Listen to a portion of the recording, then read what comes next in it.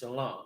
Yahweh Shemi Shah Barakathum to the brothers. Shalom. Yahweh Shamar Alathan Bahashim Yahshah to the sisters. Precinct officer, a warrior Allah of the Isupk, which started off 125th 1 West Hollow, New York in 1969. Isupk is the home of the truth. So we see and we hear in the world where so many people will holler things and say things like color doesn't matter. You know, there's a whole thing that they ran with the what is it that they're running with? All lives matter and all colors matter and all of these things, right? That the race of people doesn't matter. Well, if that was true, then why is there no social equality? Why is there no legal equality or any kind of equality for that matter? You understand? What you have to understand is that down through the history that there were people who hated the true chosen of God and wanted to cause confusion and division. But real quick, if you'll go to Psalms 83, because I gotta just point out the fact that there were groups of people who assembled together with means of sneaky and crafty tactics to confuse the so-called black man, Native Indian man, and Hispanic man of who they really were. And why would it be so important? You understand? But Salakia, real quick, if you'll read that, sir. Psalms 83, verse 1. Keep not thou silence, O Yahweh. Hold not thy peace, and be not still, O Yahweh. Continue. Verse 2. For lo, thine enemies make a tumult, and they that hate thee have lifted up their head. They have taken crafty counsel against thy people. Pause right there. So now we know that these people hate God and they hate God's people, right? So if they hate God and they hate his people, then now you see that they're going to do things to hinder God's people from even operating in the way that he would have them operate in all the way down to the thought process. These things that they implemented, that they put out in the world to put us in harsh conditions as a people, that's a part of that is psychological warfare. But Salaki, if you'll go ahead and continue reading. Come. Verse 3 continue. Salaki. Psalms 83, verse 3 continue. And consulted against thy hidden ones. Verse 4. They have said, come, let us cut them off from being a nation, that the name of Israel may be no more in remembrance. So pause right there. So right there, they say, come and let us cut them off from being a nation, that the name of Israel may be no more in remembrance. Right? So now we also know that with name connotates a mode of operation, but they want to implement and put things into place to keep us ignorant of who we are as a people. And of course, along with that, the ways that we operated. But then they'll say things like color doesn't matter, race doesn't matter, right? But they made sure that they changed and painted the images of the Most High God and of Christ and of the angels and the prophets to look like them, right? If color doesn't matter, why would they do these things, right? Why would they change the images, right? But real quick, we're going to get a description of the Most High God. If you'll go to Daniel chapter 7, verse 9, and this, if these facts weren't important, why would they change the images of God to not fit the description of the Most High God, to not fit the images in the description that are depicted in the scriptures. You understand? What's like if you'll go ahead and read that, sir? Daniel chapter 7, verse 9. I beheld till the thrones were cast down, and the ancients of days did sit, whose garment was white as snow, and the hair of his head like the pure wool. Pause right there. And the head of his hair like the pure wool. Now we know that of everyone on the earth whose hair is like the wool at all, but the hair of his head is like the pure wool. I just had to point that fact out. If you'll continue reading, sir. Daniel chapter 7, verse 9 continues. His throne was like a fiery flame, and his wheels is burning fire. So, like, if you'll read that verse again, sir. Daniel chapter 7, verse 9. I beheld till the thrones were cast down, and the ancient of days did sit, whose garment was white as snow, and the hair of his head like the pure wool. His throne was like the fiery flame, and his wheels as burning fire. Right there. His hair was like the pure wool, and his eyes were like flames. This is a description of the Most High God. If it didn't matter that he's a black man, then why did they change the images and paint the images to look like a stringy hair, effeminate weirdo, right? Why would they change the images? It's because they're using it as a means of psychological warfare and to keep us ignorant as a chosen people of God, to keep us ignorant of who we are as a people. You understand? But Salakia, real quick, if you'll go to Revelation chapter 1, verse 13, because, I'm going to give a description of Christ, of course, who's in the spirit of the Most High God. And this is going to go contrary to the images and the likenesses that they painted of him. You understand? You have to know the meanings and reasonings behind the foolishness and the wickedness that they perform. You understand? What's like if you'll go ahead and read that, sir? Revelation chapter 1, verse 13. And in the midst of the 7 candlesticks, one like unto the Son of Man, clothed with a garment down to the foot, and girt about the paps with a golden girdle. Verse 14. His head and his hairs were white like wool, as white as snow, and his eyes were as a flame of fire, and his feet like unto fine brass, as if they burned in a furnace, and his voice as the sound of many waters. Okay, right there. The hairs of his head were like the pure wool, and his eyes were as flames of fire, and his feet like unto fine brass. Now, we know the color of brass, and especially if it's burnt, it looks like the so-called black man, right? But then right. They paint the images of Christ and of the Most High God and of the angels to look like them. But then they'll say things like all lives matter and color doesn't matter. Color doesn't matter now that they've changed the images and the ideologies that come along with following Christ, right?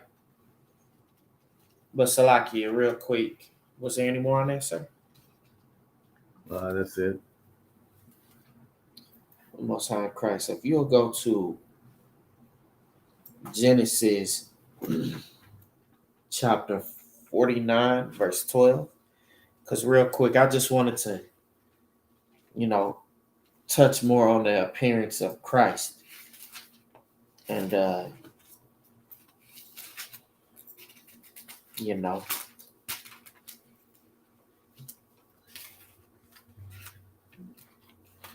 what's it like? If you'll go ahead and read that, sir. Genesis chapter 49, verse 12. His eyes shall be red with wine, his teeth white with milk. Okay, real quick. The reason that his eyes were red was because, contrary to popular belief, Yahushua drank a lot of wine, right?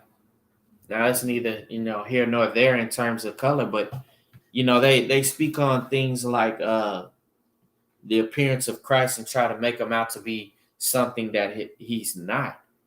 And then even down to the way that they claim that Christ dressed, right?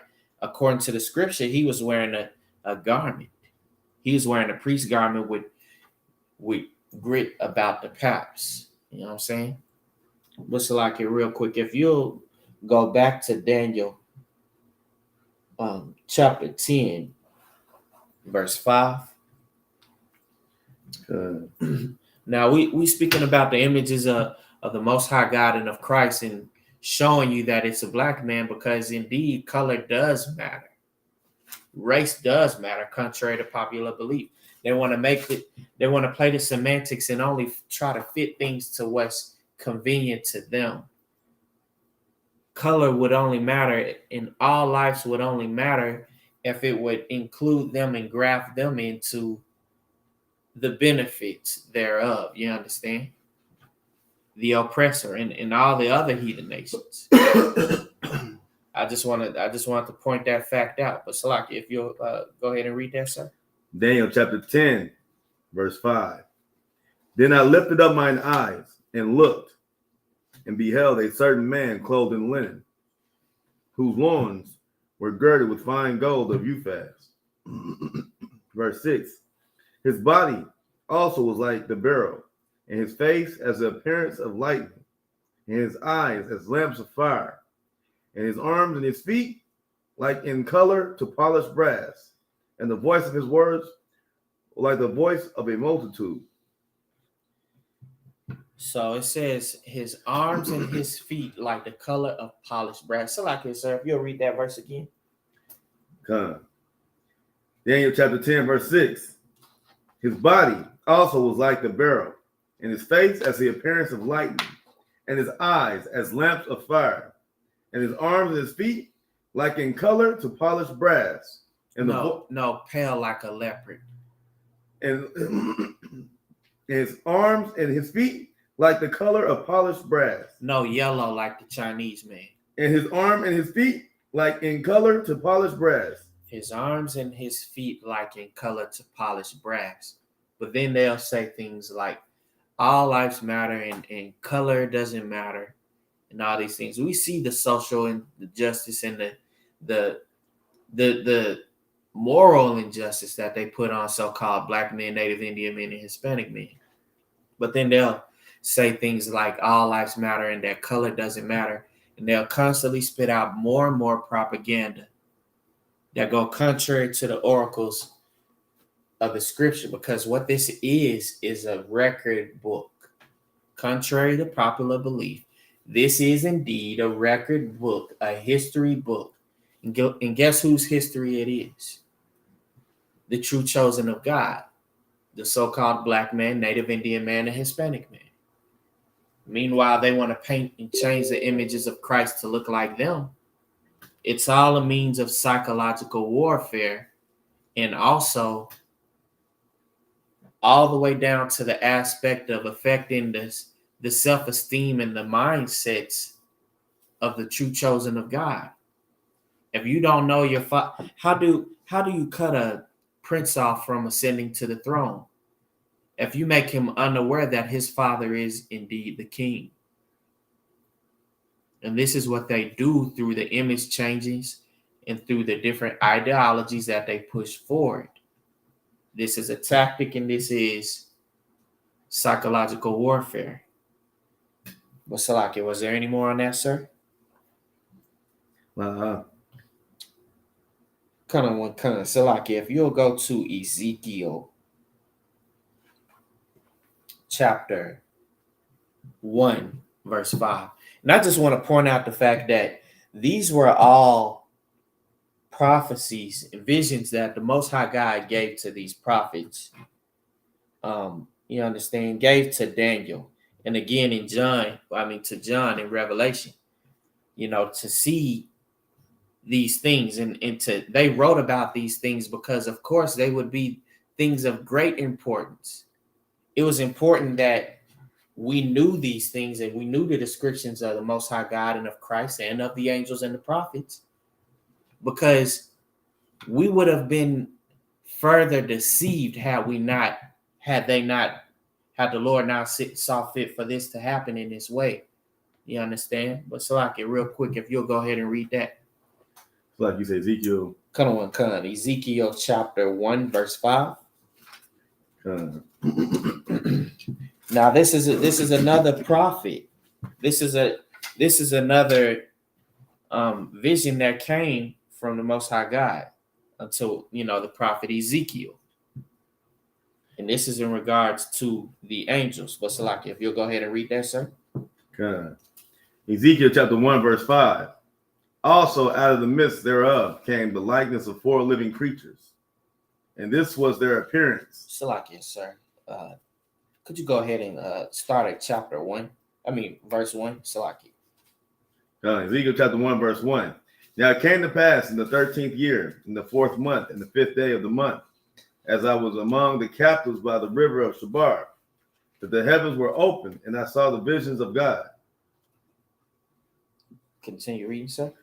Verse 2. In the 5th day of the month, which was the 5th year of King Jehoiachin's captivity, verse 3. The word of Yahweh came expressly unto Ezekiel the priest, the son of Buzi, in the land of the Chaldeans by the river of Shabar. And the hand of the Lord Yahweh was there upon him.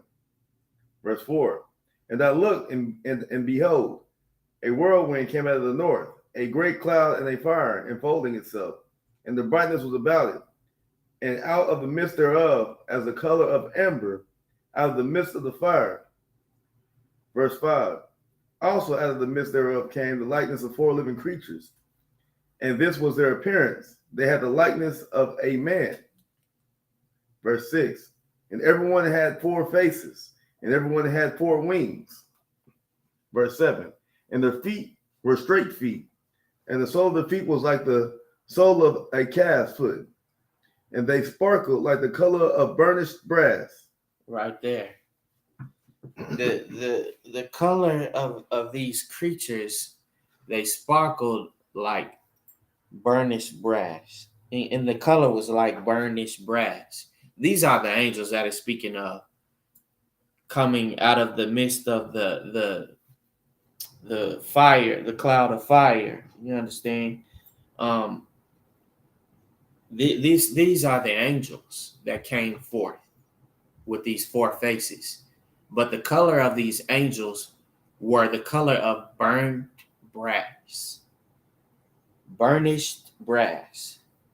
So why would we constantly see in imagery and in the paintings Salaki, in the paintings of the Most High God, of the angels, of Christ, of the prophets, to look like our oppressor, to be pale in color, pink in color, in beige? You know what I'm saying? The scripture did not, Salaki, sorry, what color did it just say the angels were? Ezekiel chapter 1, verse 7. And their feet were straight feet, and the sole of their feet was like unto the sole, Salaki. And their feet was like the sole of a calf's foot, and they sparkled like the color of burnished brass. No, like pink, like the pig or something. The color of burnished brass. You sure not yellow or beige? The color of burnished brass. The color of burnished brass. So why is it so important that the image be changed unto the color not described in this record book? Why? Can anyone answer that? Can anyone answer why that they changed the images? It's because they changed the images to look like them and to promote the ideology of not doing what God commanded us to do, but also to keep us in a mind of servitude. So like, if I may, maybe they changed the images because that's the only way they could love God, is if he looked like them. Right there. I don't know. So like, and that's the truth, because they don't love God. That is a fact, sir. That's, there's no way around that. We just read in Psalms 83 that they that hate thee, they that hate God, So the only way that they could love God, that's heavy, sir. It's like the only way they could love God was if they painted the images to look like themselves. Not only that, they try to use they use whatever avenue they can to graft themselves in. But this is another way that they do that. But what you said, what you said was heavy, sir, and factual. It was heavy and factual. You know what I'm saying? That's that was heavy and exact. You know what I'm saying? But they changed the images as another means to graft themselves into the promises of God and to, graft themselves into being the Jews that, the Bible speaks of, the Israelite that the Bible speaks of. Real quick, the word Jew is used in 3 different contexts in the scriptures. Real quick, I just had to point that out because there's Jews as in Israelites, the entire 12 tribes of Israel. And then there's Jews that refer to the North Salakia, the tribe of Judah by itself. And then there's Jews that refer to the southern tribes of Israel, Benjamin, Levi, and of course, Judah. And I just had to point that out real quick because, it's used in 3 different contexts throughout the scripture. But Salakia, real quick. If you'll go ahead and go to Jeremiah chapter 14, verse 2. But they try to find any and every means that they can to try to change the truth of God into a lie. But Salakia, we're going to get to that. But also, because they hate God, they want to graft themselves into being in the promises of God. Because, God is still God, you understand? But they want to graft themselves into the promises of God by trying to say that they are the Jews. Oh, no, we'll just say that we're the Jews and that color doesn't matter and things like that, right? But Salakia, real quick, if you'll read that. Jeremiah chapter 14, verse 2. Judah mourneth, and the gates thereof languish. They are black unto the ground. Pause right there, sir. Judah mourneth. This is before we get to the part of them being black, like unto the different shades of the earth. But Judah mourneth, and the gates thereof languish in pain.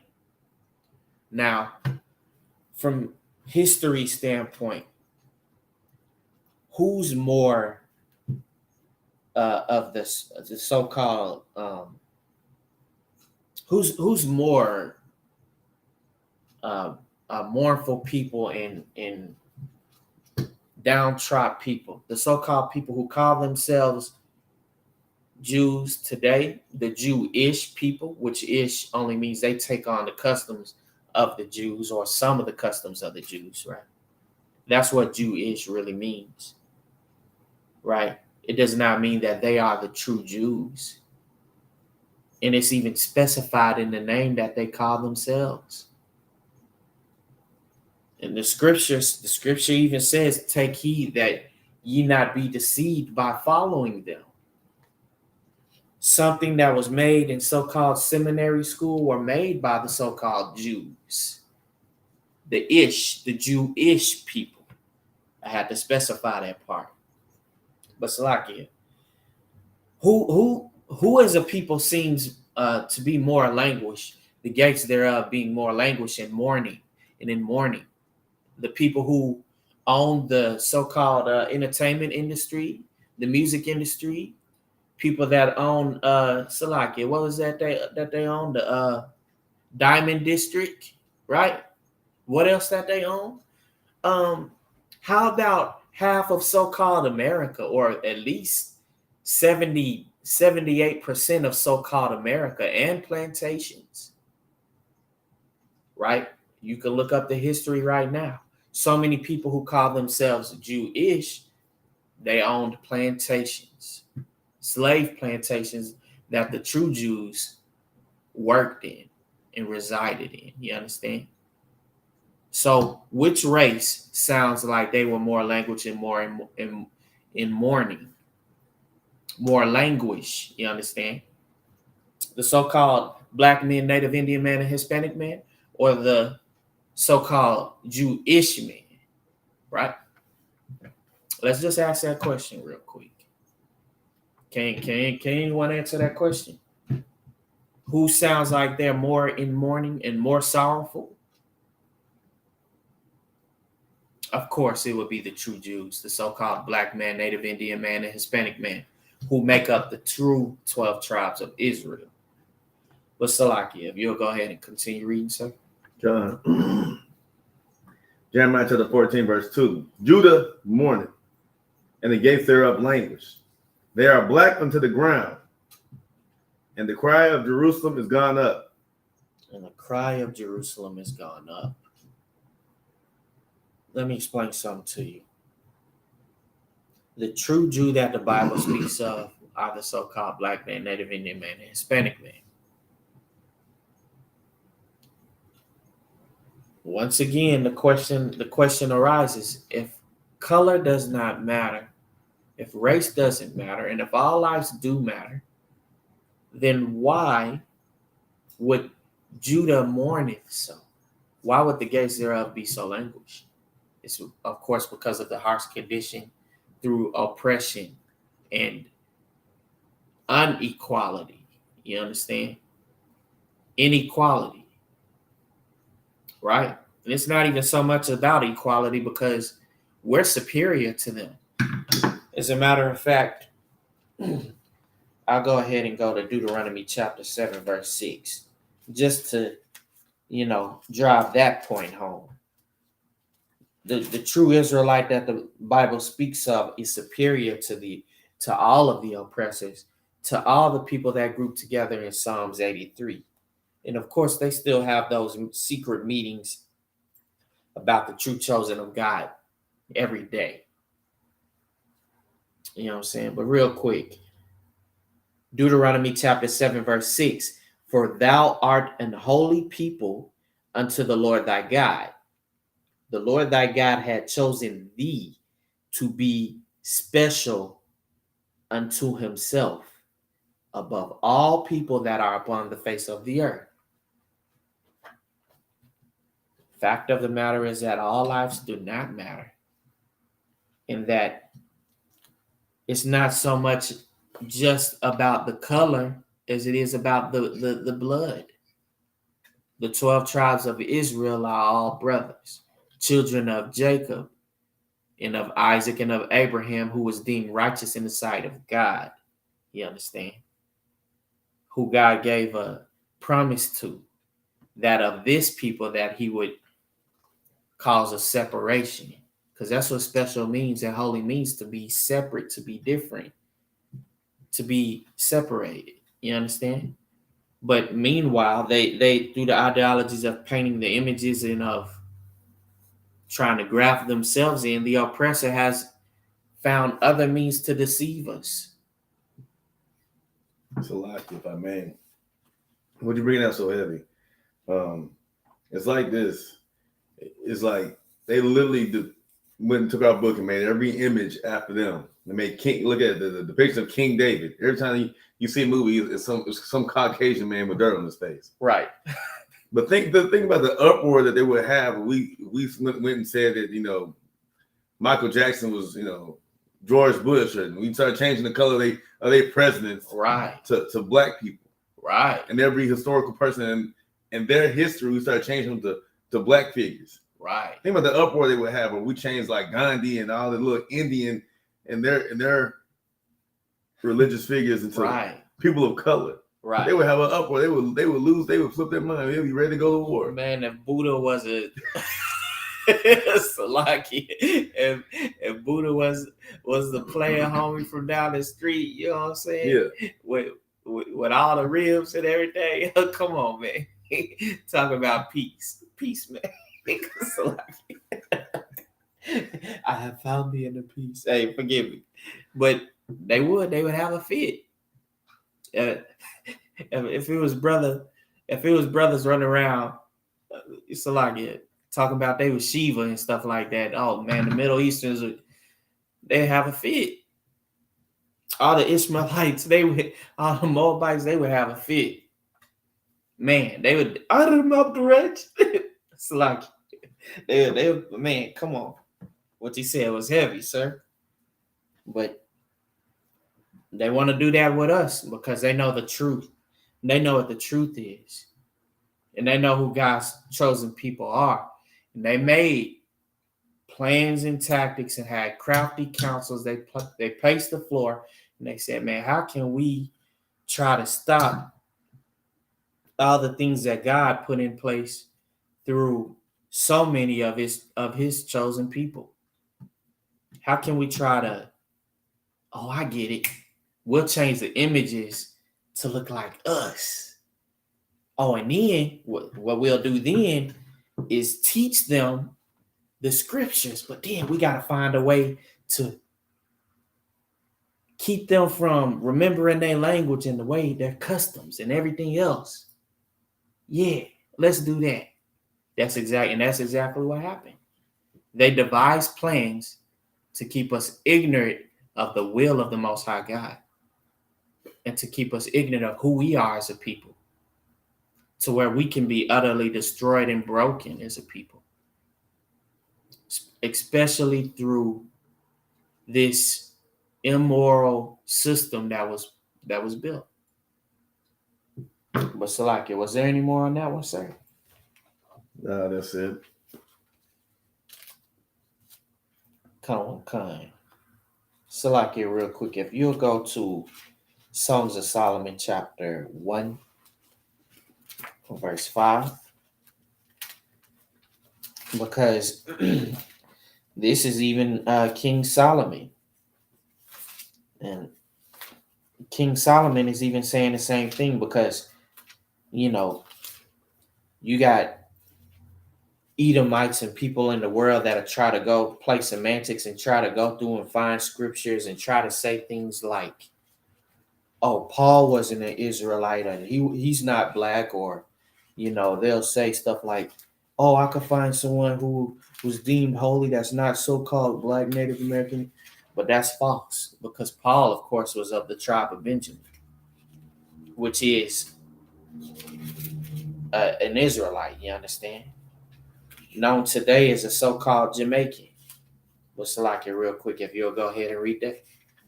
Songs of Solomon, chapter 1, verse 5.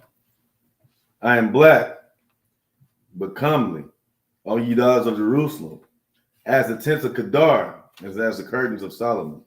So right there, Solomon himself is even saying that he's black. Black in color. And I just want to drive this point home. All skin folk ain't kinfolk. But they knew, and the Lord saw fit for them to specify that they were black because they knew that the Edomites would be the one to change the images of the Most High God to look like them. That they would be the ones trying to paint the images of Christ, of Yahushua, the angels and the prophets to look like them. Right? Now, granted, even in these these so-called Kemet in Egyptian movies, that movie about the Egyptian gods, they even painted themselves to look like God there. But what that is psychological warfare or psyops. You understand? Tactics and means of playing on the subconscious and playing on the minds of so-called Negroes of the the true chosen of God, and even the so-called black man, Native Indian man, and Hispanic man. You understand? So, Lucky, I got something I want to say because it's funny that you brought up this scripture because I was talking to a theologian, Edomite, right, in the church. He had the nerve to say that black right there is a condition. The black he's not talking about the skin color. He's talking about a condition. I said, please explain. And he went through some type of semantics, but they literally teach that black right there is a condition, not skin color. Oh, so even if that was a condition and not a skin color that it's referring to in that scripture, we know that, Salakia, our oppressor, every last one of them has devised plans and made means and covenants amongst themselves and each other to have the ups over us. So who's really in a rougher condition? The so-called black man, Native Indian man, or Hispanic man, or the Middle Eastern man, the Chinese man, and the white man? Who's in the roughest conditions? They got everything made in the shade. They walking down the street happy and all whatever kind of filth and sin going contrary to the Most High God. They happy and all and delighting in all of the wickedness that they doing. They just walking down the street, talk about some, I'm walking on sunshine. They just doing all that kind of stuff. They feel like they got it made. They feel like they walking on sunshine. They just feel like they free and happy and everything else. So even if they did try to say that it was a condition, who's in the condition of black then? If Solomon wasn't referring to, his dark skin. He said, I am black but comely, black but handsome. You understand? Just like it, real quick. If you'll go to Job 30 and 30. Because they be wilding out. Next thing you know, I saw one picture, one caption on Facebook that said 100 years from now, and it was a picture of Tupac. They'll say 100 years from now, they're gonna paint Tupac out to be a so-called white man, right? Or Michael Jordan. They had a few of them, but this is something that they did. This is something that they do. But Salaki, if you'll go ahead and read that, sir. Job chapter 30, verse 30. My skin is black upon me, and my bones are burned with heat. Right there again. The Lord saw fit for these prophets to constantly put what their description is in the scripture so that we would know. But also, once again, I got to point out the fact that all skin folk ain't kinfolk, you understand? Because the so-called African, the Hamite, he is not the same as the so-called Negro. And that's even in the Zondervan Bible. So like it real quick, if you'll read about the Negro. Or Salaki, even about him. How about Ham?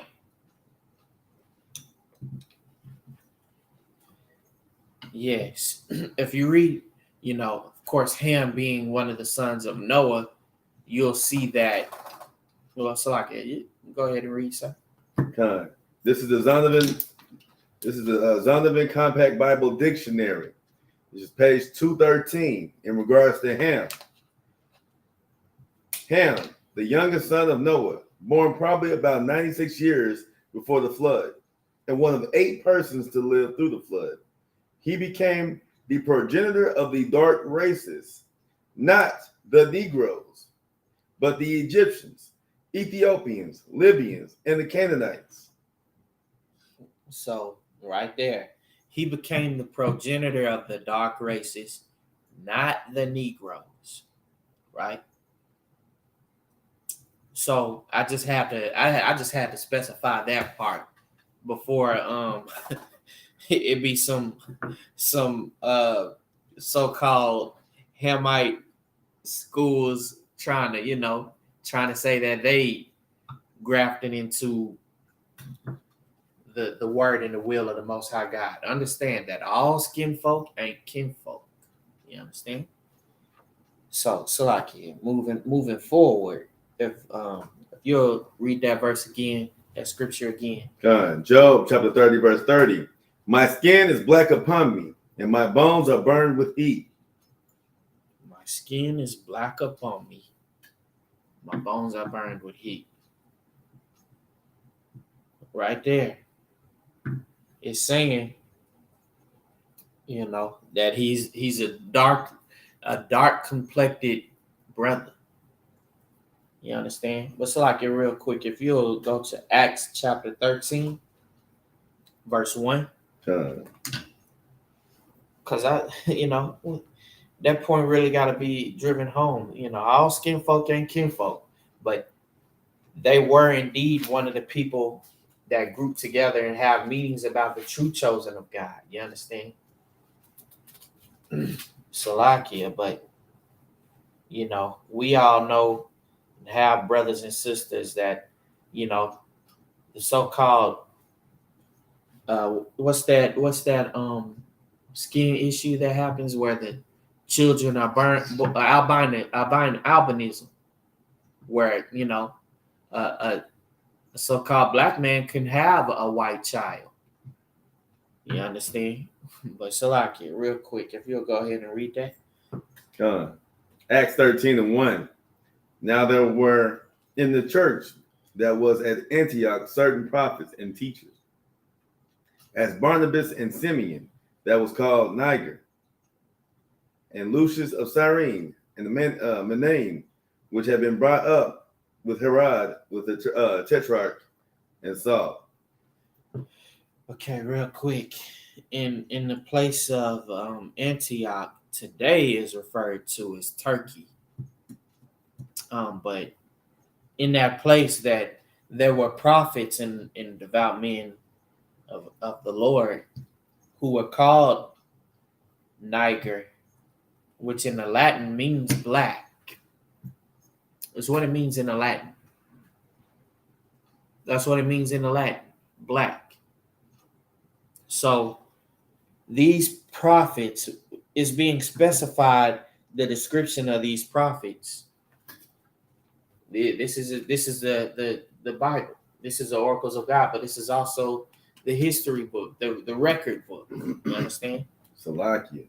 And just to hit on it again, that Niger, what the Caucasian people did is they add another G, and that's where you get nigger from. Right. That's black folks, niggers. Y'all know nothing but a bunch of niggers. Right. That country accent, they probably couldn't spell Niger. Right. But Salakia, that's right. I'm sure that's what I'm sure that's where the expression or the word Negro came from. You know what I'm saying? But they, this is what they did. And that's exactly true. They just added a G. They just added a G, and it turned from Niger to nigger. Niger to nigger. You know what I'm saying? Niggers too nice. We're gonna call them niggers, right? We'll call them niggers, right? This is what they did. Because in the Latin, you gotta understand that these the cave dwelling troglodyte has been all over the world and trying to make himself more and more sophisticated and refined with every culture that he tries to steal or appropriate. You understand? This is something that he's constantly have done. But you got to understand, he'll name and call all the other nations the savages, but he's the true savage. He's the true Neanderthal. He's the true cave-dwelling troglodyte, bonking his female over the head just to lay with her. You understand? And that's if he can't find another male cohort to deal with in that way. You know what I'm saying? Just wicked in every way. Right? But Salakia, real quick, if you'll go ahead and go to the Apocrypha, first Maccabees chapter 3, verse 48, because I just got to drive the point home that, we constantly see and we've read the images of the Most High God, of the prophets, of the angels, and of Yahushua of Christ. You understand? And they, the images that are the descriptions, of course, describing black men. But constantly what we'll see is the images being painted to look like our oppressor, to look like the so-called white man. But Salakia, here's why. Salakia, if you'll go ahead and read that, sir. First Maccabees, chapter 3, verse 48. And laid open the book of the law, wherein the heathen had sought to paint the likeness of their images. Right there. The heathens had sought to paint the likenesses of their images in the book of the law. Because this is also a book of the law. Of course, these are the oracles of the Most High God in the history book and the record book unto us, but this is the book of the law of God. You understand? And the heathen had laid open the book. Let me explain to you something else that they do and that they did. They would buy books off of and try to get them banned off of the shelf so that common folk or the people that they were trying to oppress could not have access to the information, right?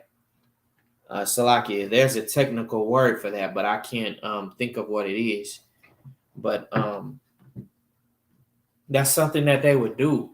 So when they speak about King James, and King James, they even tried to paint the images of King James to look like a so-called white man, when he is indeed a man that is a Negro, that is a so-called Negro, which is of the tribe of Judah.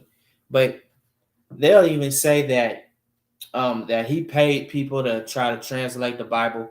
No, he authorized the Bible to be translated from the languages that of the Dead Scroll. You understand? The Hebrew. But they'll even try to say that King James is a Edomite, and they're even lies floating around that he was homosexual and some of this other stuff. But that's false. They put those ideas out because we know that with the image changes comes the ideology of all of those things being okay.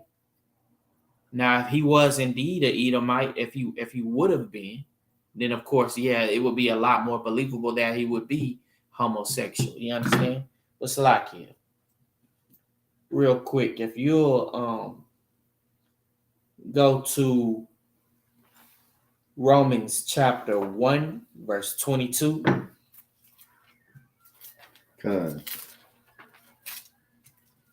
Because this is what they did, and this is what they do.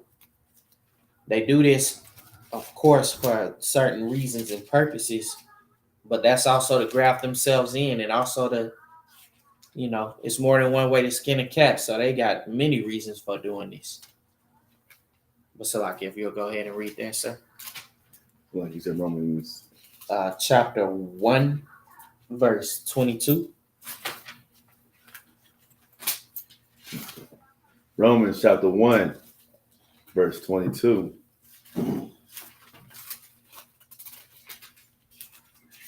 Professing themselves to be wise, they became fools. Professing themselves to be wise, they became fools, right?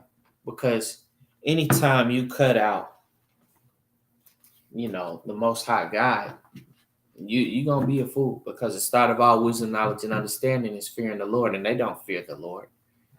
They hate God. But Salaki, if you'll continue reading. Romans chapter 1, verse 23. And change the glory of the uncorruptible God into the image made like to the corruptible man. Pause right there. Now, we just read in the Apocrypha where they laid open the book of the law and they changed the images and they saw fit to paint the likenesses of their images, right? Because they profess themselves to be wise, which they are fools to think that they can come up against the Most High power. You understand? But Salakia, they change the images. They change the glory of the uncorruptible God unto the image like unto corruptible men. Now, along with that comes the ideology of not doing what God commanded us to do, but also to try to keep us blind of who we are as a people. And, to play on our minds psychologically. What's like if you'll continue reading, sir? Come on. Romans chapter 1, verse 23, continue. Like to the corruptible man, and to birds, and four-footed beasts, and creepy things. Verse 24, wherefore Yahweh also gave them up to uncleanness through the lust of their own hearts, to dishonor their own bodies between themselves. Verse 25. So like you could pause right there, sir. They have done all these things, and then of course it goes on to say all the terrible and wicked, filthy things that they do, and they corrupt themselves, and they paint the likenesses of the images to look like corruptible men and also beasts. This where with the other heathens you see them worshiping things like the beast and the dragon and the lions and tigers and bears, right? And they just run with these things, but they do all kind of filthy, wicked things. And as the scripture goes on, Salaki, if you will go ahead and jump down to verse 32 in that Romans chapter 1, verse 32. Romans chapter 1, verse 32. Who knowing the judgment of Yahweh, that they which commit such things are worthy of death, not only do the same, but have pleasure in them that do them. Right there.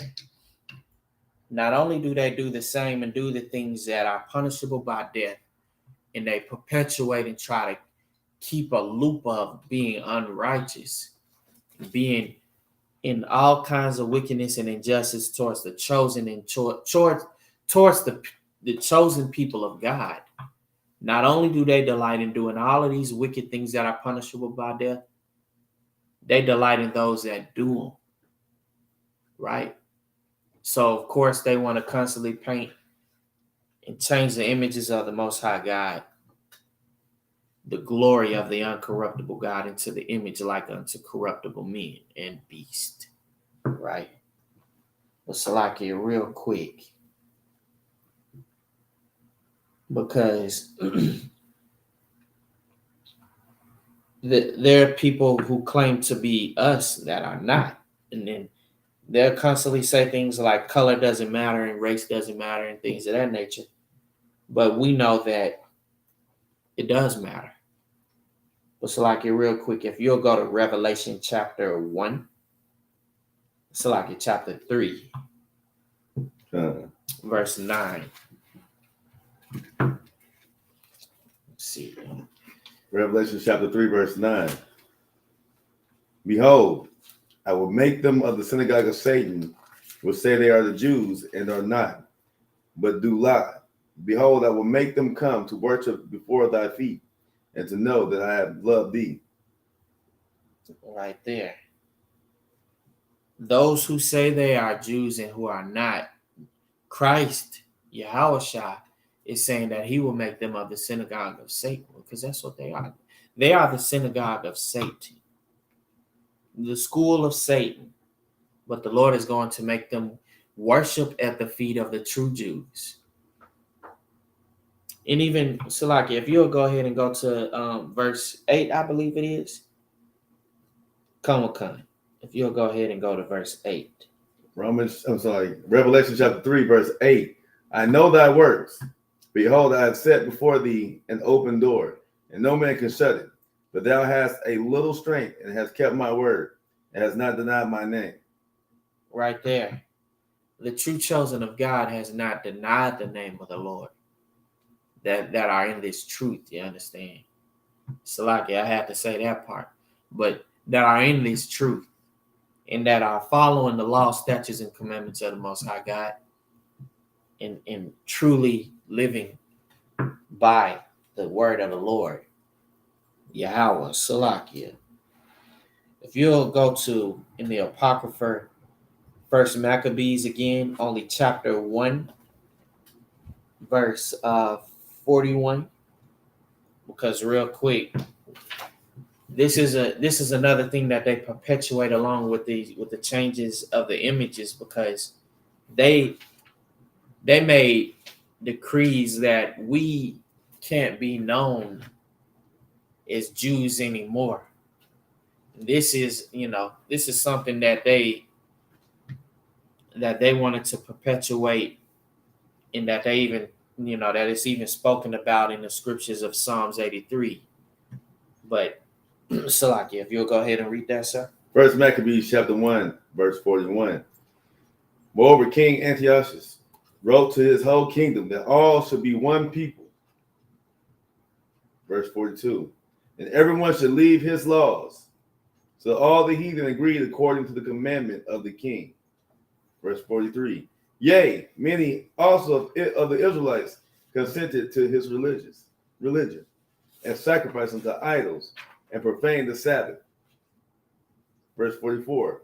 For the king had sent letters by messengers unto Jerusalem and to the cities of Judah, that they should follow the strange laws of the land. Verse 45. And forbid burnt offerings and sacrifices and drink offerings in the temple, and that they should profane the Sabbaths and festival days. Verse 46. And pollute the sanctuary and the holy people. Verse 47. Set up altars and groves and chapels of idols, and sacrifice swine's flesh and unclean beasts. Verse 48. That they shall also leave their children uncircumcised, and make their souls abominable with all manner of uncleanness and profanation. Verse 49. Pause right there real quick. The image changing and because along with that image changes come the ideology of not keeping the law, statutes, and commandments, and living by what was originally our culture, right? This is the basis of one of the reasons why they changed the images, of course, besides to graft themselves into the promises of God. But they did all of these things to this end right here. So, like, if you'll go ahead and read that, sir. Con. First Maccabees chapter 1, verse 49. To the end they might forget the law and change all the ordinances. Right there. They did this to the end that we may forget the law of God and change all of our ordinances. Right? So, like, if you will, continue reading, sir. Con. First Maccabees chapter 1, verse 50. And whosoever would not do according to the commandment of the king, he said he should die. Right there. So the king said everyone that doesn't take on these ways and that doesn't adhere to all of the wickedness that they were putting on the true chosen of God, that they should die, right? This is what comes along with the image painting.